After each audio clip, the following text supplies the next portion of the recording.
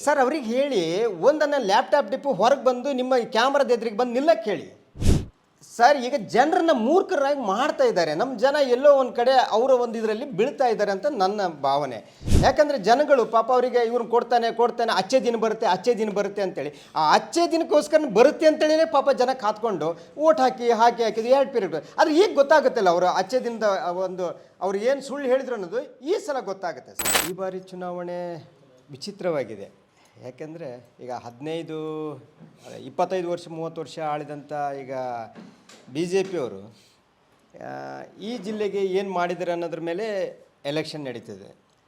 ಹಾಗಂತೇಳಿ ಈಗ ನಮಗೆ ಕಾಂಗ್ರೆಸ್ ಪಕ್ಷದಲ್ಲಿ ಒಳ್ಳೆಯ ಅಭ್ಯರ್ಥಿಗಳು ಸಿಕ್ಕಿದೆ. ಕ್ವಾಲಿಫೈಡ್ ಎಜುಕೇಷನ್ ಇರ್ಬೋದು, ತಿಳುವಳಿಕೆ ಇರ್ಬೋದು, ಎಲ್ಲದರಲ್ಲೂ ಒಬ್ಬ ಒಳ್ಳೆಯ ವ್ಯಕ್ತಿಯನ್ನು ಕಾಂಗ್ರೆಸ್ ಪಕ್ಷ ಕೊಟ್ಟಿದೆ. ಕಾಂಗ್ರೆಸ್ ಪಕ್ಷಕ್ಕೆ ಧನ್ಯವಾದ ಹೇಳ್ತೀವಿ ಮೊದಲನೇದಾಗಿ. ಇನ್ನು ಮುಂದೆ ಈ ಜಿಲ್ಲೆಗೆ ಆಗಬೇಕಾಗಿದ್ದು ಭಾಳಷ್ಟು ಕೆಲಸಗಳಿವೆ. ಯಾಕಂದರೆ 30 ವರ್ಷದಲ್ಲಿ BJPಯವರು ಇಲ್ಲಿವರೆಗೆ ಏನೂ ಮಾಡಿದ್ದೇನಿಲ್ಲ. 30 ವರ್ಷ ಅವರು ಎಲೆಕ್ಷನ್ ಮಾಡಿದ್ದು ಅಂದರೆ ಹಿಂದುತ್ವ, ಸ್ಟ್ಯಾಚ್ಯೂ ಇದ್ರ ಮೇಲೆ ಎಲೆಕ್ಷನ್ ಮಾಡಿದ್ದಾರೆ ಬಿಟ್ಟರೆ ಯಾವುದೇ ಒಂದು ಅಭಿವೃದ್ಧಿ ಕೆಲಸದಲ್ಲಿ ಎಲೆಕ್ಷನ್ ಅಂತೂ ಮಾಡಿಲ್ಲ. ಅಭಿವೃದ್ಧಿ ಕೆಲಸದಲ್ಲಿ ಎಲೆಕ್ಷನ್ ಮಾಡೋದಾದರೆ ಅವರಿಗೆ ಈ ಹಿಂದುತ್ವ ಇದೆಲ್ಲ ಅಜೆಂಡಾ ಬೇಕಾಗೇ ಇರಲಿಲ್ಲ. ಈಗ ನಾವು ಏನು ಮಾಡಿದ್ವಿ 30 ವರ್ಷದಲ್ಲಿ ತಾನು ಏನು ಮಾಡಿದ್ದೀನಿ ಅಂತ ಅದನ್ನು ಸಾಬೀತುಪಡಿಸಿದ್ರೆ ಬಹುಶಃ ಇವತ್ತು ಅವರಿಗೆ ಜನ ಇವತ್ತು ಬೆಂಬಲ ಕೊಡ್ಬೋದು. ಆದರೆ ಇವತ್ತಿನ ಪರಿಸ್ಥಿತಿಯಲ್ಲಿ ಆ ಒಂದು ಇದು ಇಲ್ಲ. ನನಗನ್ಸಿದ ಪ್ರಕಾರ ಕಾಂಗ್ರೆಸ್ಸು 100% ಗೆಲ್ಲುತ್ತೆ ಈ ಉತ್ತರ ಕನ್ನಡ ಜಿಲ್ಲೆಯಲ್ಲಿ. ಅಂಜಲಿ ನಿಂಬಾಳ್ಕರ್ ಅವರು 1,50,000 ಅಂತರದಲ್ಲಿ ಗೆಲ್ತಾರೆ ಅನ್ನೋದು ನನ್ನ ಒಂದು ಅನಿಸಿಕೆ. ಯಾಕೆ ಕೇಳಿದರೆ ಇವತ್ತು ಪ್ರತಿಯೊಬ್ಬನಿಗೂ ಕೇಳ್ತಾ ಇರೋದು ಒಂದೇ, ಇಲ್ಲಿವರೆಗೂ ನೀವು ಮಾಡಿದ್ದು ಸಾಕು, ನಿಮ್ಮ ಅಭಿವೃದ್ಧಿ ಪರವಾಗಿ ಏನಾದರೂ ಮಾಡಿದಿದ್ರೆ ಹೇಳಿ. ಅದು ಬಿಟ್ಟು ಇನ್ನೂ ನಮ್ಮ ಈ ಹಿಂದುಳಿದ ವರ್ಗದ ಮಕ್ಕಳನ್ನ ಹಾದಿ ಮೇಲೆ ತಂದು ನಿಲ್ಲಿಸಿ ಅವ್ರ ಮೇಲೆ ಒಂದು ಕೇಸ್ ಹಾಕಿಸಿ ನೀವು ಅವ್ರ ಮೇಲೆ ಎಲೆಕ್ಷನ್ ಮಾಡೋದು ಸಾಕಾಗಿದೆ. ನಮ್ಮ ಮಕ್ಕಳು ಈಗ ಬುದ್ಧಿವಂತರಾಗಿದ್ದಾರೆ, ವಿದ್ಯಾವಂತರಾಗಿದ್ದಾರೆ. ಇದನ್ನೆಲ್ಲ 30 ವರ್ಷದಿಂದ ಬಂದಿದ್ವಿ, ಸಾಕಾಗಿದೆ. ಈಗ ನಮಗೆ ಬೇಕಾಗಿರೋದು ಹಿಂದಿನ ಕಾಂಗ್ರೆಸ್ ಪಕ್ಷದಲ್ಲ, ಅದೇ ಸಾಕು. ಜನರಿಗೇನಾದರೂ ಅನುಕೂಲ ಆಗಬೇಕಂದ್ರೆ ಕಾಂಗ್ರೆಸ್ ಪಕ್ಷ ಬರಬೇಕು ಅನ್ನೋ ಜನರ ಭಾವನೆ ಇದೆ ಸರ್. ಯಾವುದರಲ್ಲಿ ಅವರು ವಿಶ್ವಗುರು ಆಗಿದ್ದಾರೆ? ಸೋಕಿ ಮಾಡೋದರಲ್ಲಿ ಫೋಟೋ ಹಿಂದ್ಗಡೆ ಒಬ್ಬರನ್ನ ಕ್ಯಾಮ್ರಾಮ್ಯಾನ್ ಹಿಡ್ಕೊಂಡು ಫೋಟೋದ ನೀರೊಳಗೆ ಹೋಗೋದು, ಖಾಲಿ ಸುರಂಗದೊಳಗೆ ಕೈ ಬೀಸೋದ್ರೊಳಗೆ ವಿಶ್ವಗುರು ಆಗಿದ್ದಾರೆ ವಿನ ಯಾವ ಕೆಲಸದಲ್ಲಿ ಅಲ್ಲಿ ಜನ ಇಟ್ಕೊಂಡು ಎಲ್ಲರೂ ಅವರೆಲ್ಲರೂ ಕೈ ಬೀಸೋದಿದೆಯನ್ನ ನೋಡಿ ನೀವು. ವಿಶ್ವಗುರು ಆಗಿದ್ದು ಬರೀ ಪ್ರಚಾರದಲ್ಲಿ ಬಿಟ್ಟರೆ ಈ ದೇಶದಲ್ಲಿ ಏನಾದರೂ ಅಭಿವೃದ್ಧಿ ಆಗಿದ್ದಿದ್ರೆ ಅದು ಹಿಂದಿನ ಸರ್ಕಾರದಲ್ಲಿ ಅವರು 60 ವರ್ಷ ಸರ್ಕಾರ ಮಾಡಿದ್ರಲ್ಲ ಕಾಂಗ್ರೆಸ್ನವರು, ಇವರು ಬರೀ 9-10 ವರ್ಷದಲ್ಲಿ ಅದನ್ನು ಮಾರಿಬಿಟ್ರು, ದಿವಾಳಿ ಹಚ್ಚಿದ್ರು. ಅವತ್ತು 52,000 ಲಕ್ಷ ಕೋಟಿ ಸಾಲ ಇತ್ತು. ಇವತ್ತು ಎಷ್ಟಿದೆ ಸರ್? ಆ ಸಾಲ ಮಾಡಿ ಯಾರಿಗೆ ಮಾಡ್ಲಿಕ್ಕೆ ಬರಲ್ಲ ಹೇಳಿ? ಇವತ್ತು 150 ಲಕ್ಷ ಕೋಟಿಯಷ್ಟು ಸಾಲ ಇದೆ. ಈ ಸಾಲ ಮಾಡಿದರೆ ಯಾರು ನಾನು ಮಾಡ್ಲಿಕ್ಕೆ ಬರುತ್ತೆ, ನೀವು ಮಾಡಲಿಕ್ಕಾಗುತ್ತೆ ಸರ್. ಅವ್ರಿಗೆ ಹೇಳಿ ಒಂದನ್ನು ಲ್ಯಾಪ್ಟಾಪ್ ಡಿಪ್ಪು ಹೊರಗೆ ಬಂದು ನಿಮ್ಮ ಕ್ಯಾಮ್ರಾದ ಎದುರಿಗೆ ಬಂದು ನಿಲ್ಲಕ್ಕೆ ಹೇಳಿ.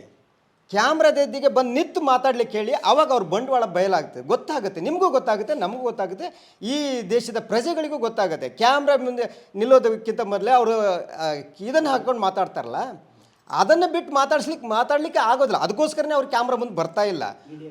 ಈಗ ಅವ್ರು ಇಷ್ಟು ವರ್ಷ ಅಧಿಕಾರ ಮಾಡಿದ್ರಲ್ಲ, ಒಂದು ಸಲ ಏನಾದ್ರು ಮೀಡಿಯಾದ ಎದುರಿಗೆ ಬಂದರೆ ತಾಕತ್ತಿದ್ರೆ ಬಂದು ನಿಲ್ಲಿ ಅವರು.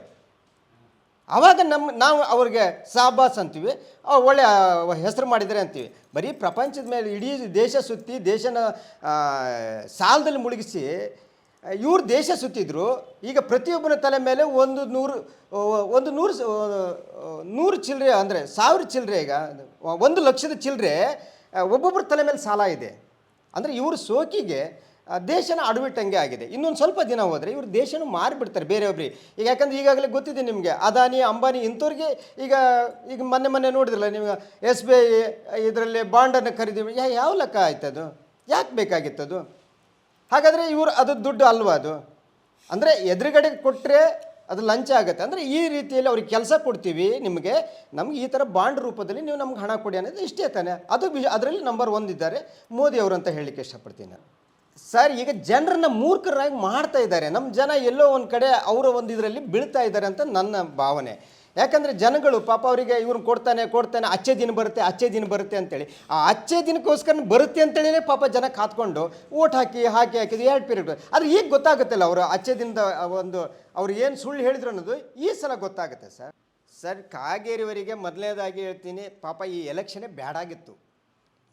ಯಾಕೆಂದರೆ ಅವ್ರಿಗೆ ಒಂದು ಹಂತದಲ್ಲಿ ಈಗ ಎಮ್ ಎಲ್ ಎ ಇದರಲ್ಲಿ ನಾನು ಮುಂದೆ ನಾನೇ ಬರ್ತೀನಿ ಅಂತ ಪಾಪ ಭಾಳ ಕಡೆ ಎಲ್ಲ ಕಲ್ಲು ಹಾಕಿದ್ರು.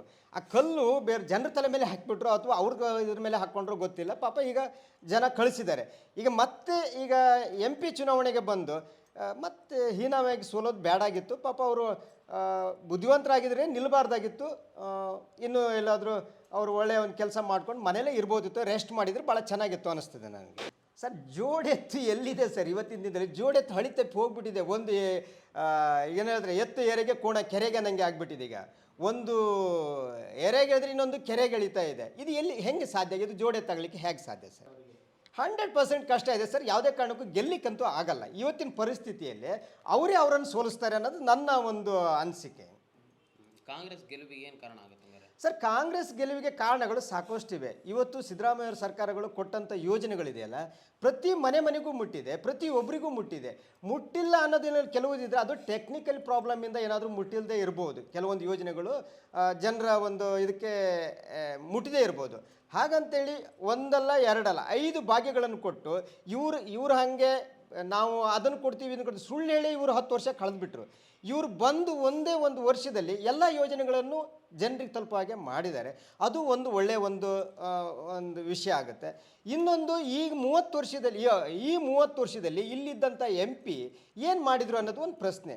ಏನು ಶಾಲೆ ಕಟ್ಸಿದ್ರೋ, ಕಾಲೇಜ್ ಕಟ್ಸಿದ್ರೋ, ಇಲ್ಲ ಯಾವುದೋ ಡ್ಯಾಮ್ ಕಟ್ಸಿದ್ರೋ, ಅಥವಾ ಯಾವುದಾದ್ರೂ ಒಂದು ಒಳ್ಳೆಯ ಒಂದು ಯೋಜನೆ ಕಂಪನಿ ಅಥವಾ ಯಾವುದಾದ್ರು ಫ್ಯಾಕ್ಟ್ರಿಗಳನ್ನು ಈ ಜಿಲ್ಲೆಗೆ ತಂದ್ರ ಅನ್ನೋದ್ರ ಮೇಲೆ ಒಂದು ವಿಷಯ ಆಗುತ್ತೆ. ಇನ್ನೊಂದು ಜನರಿಗೆ ಬೇಕಾಗಿರೋದು ಒಳ್ಳೆಯ ಒಂದು ಸ್ಪೆಷಾಲಿಟಿ ಮಲ್ಟಿಪಲ್ ಹಾಸ್ಪಿಟ್ಲೇ ಆಗಿತ್ತು. ಆ ಹಾಸ್ಪಿಟ್ಲ್ 30 ವರ್ಷದಲ್ಲಿ ಮಾಡದೇ ಇದ್ದವನು ಮುಂದೆ ಇನ್ನೇನು ಮಾಡ್ಯಾರೋ ಅನ್ನೋದು ಒಂದು ಪ್ರಶ್ನೆ ಆಗಿತ್ತು.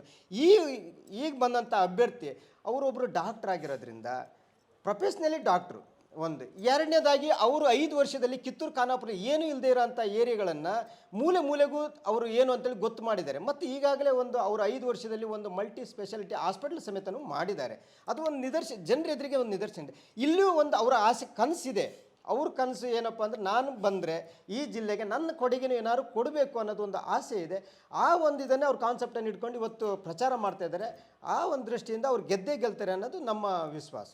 ಸರ್ ಜನರ ಅಭಿಪ್ರಾಯ ಹೇಗಿದೆ ಅಂದರೆ ಒಳ್ಳೆಯ ಅಭ್ಯರ್ಥಿಗಳನ್ನು ಕೊಟ್ಟಿದ್ದಾರೆ ಅನ್ನೋದು ಒಂದು. ಇಂಥ ಕ್ವಾಲಿಫೈಡ್ ಅಭ್ಯರ್ಥಿಗಳು ಬೇಕಾಗಿತ್ತು, ಅದನ್ನು ನಮಗೆ ಒದಗಿಸಿದ್ದಾರೆ.